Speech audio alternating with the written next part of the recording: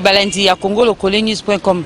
Le Congo lokole eza a kotambola koyeba kotuna bandeko papa na bandeko ba mama. Kisi o bazobenga zakala eza nini? Poto zomona bate belé ezala ba mama ya ndako. Ezala basa libanda. Ba mama libanda o papa azana mwa mutu na pembeni. Oyo soka wuti azolongola mwa susi. Ezala bango, ezala ba mama ya ndako.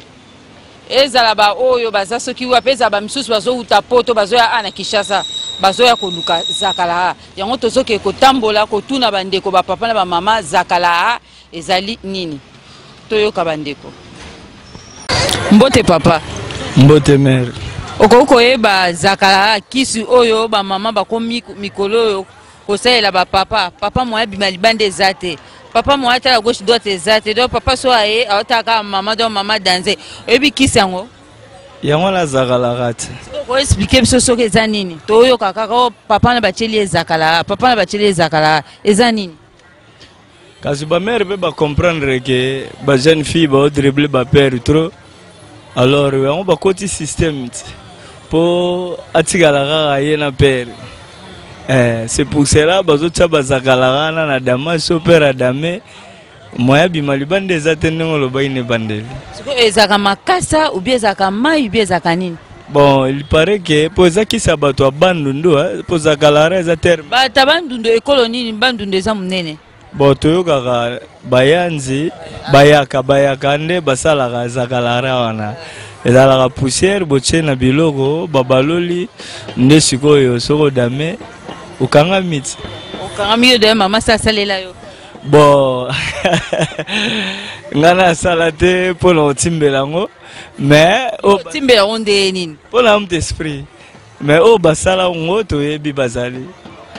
Sala ba onde nini? Moi exemple moi ata muninga ata camarade moko za pembe na o basala yango te.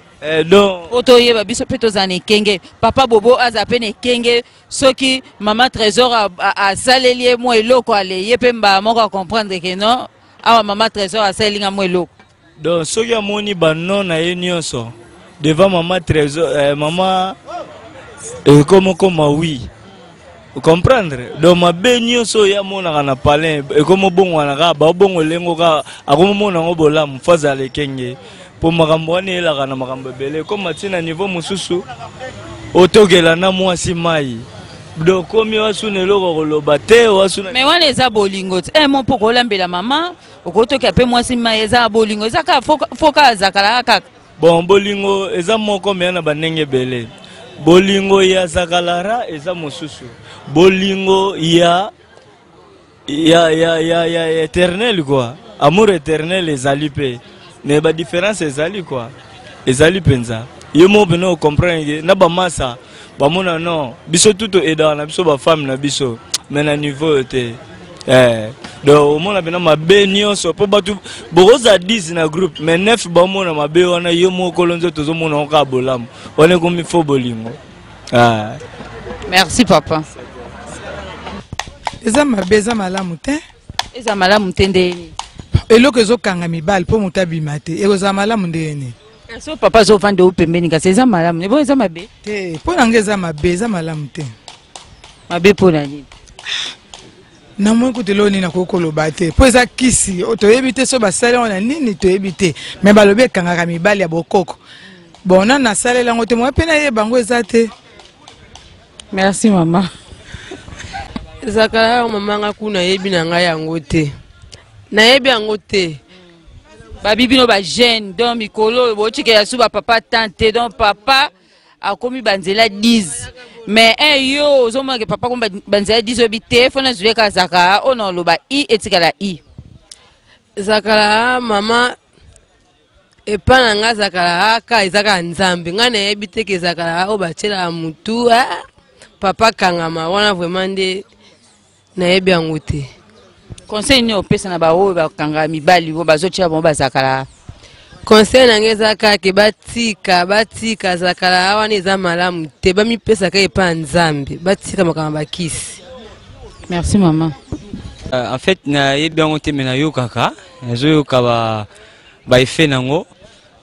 Mais ngai pour la biloko na boya yango te. Etant que homme nga so na lingi mwasi na dimension moko boye so na moni dimension ekomo leka trop na lukaka na yeba eloko nini ekomi na nsima wana.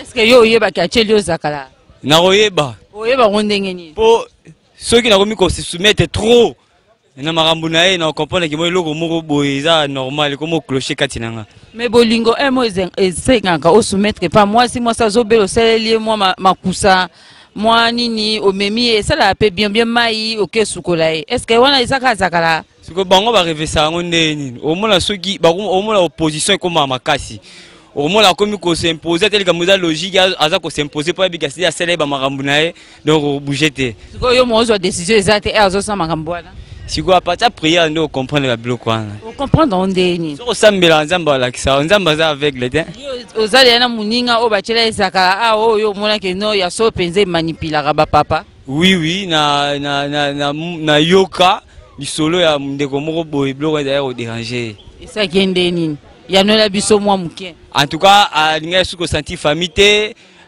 donc nyonso komeka na famille ya mwasi aosala nyonso kaka na famille ya mwasi ata baye bainterpele oyo no eza bolingo me na suka baya kocomprendre ke aza na biloko oyo atiaka na se ya babiloko nde kaka bango na bango basi ntango baswanaki ale ebimi nasuki je remercie.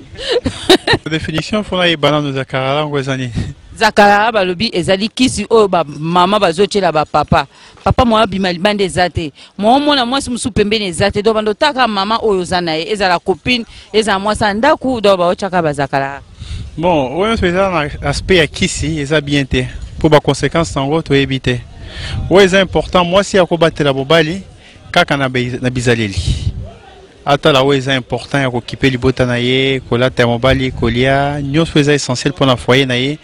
Et donc en bref bizaleli ya mwasi nde gardar mobali eza kisi te ebon soki mama azwi mpo yo koma calme soki amoni oza mobulu mpo koma calme alingi kaka bozalaka bio mibale eza mabe te mais il faut abongisa nde bizaleli mpo kisi ezalaka na conséquence nango satan mpe ezalaka na droite azozela na gauche eya bapesi balobiki eza malamu mais droite nango eza nini en retour c'est ça le plus important donc babongisa bizaleli tozonga na bandako.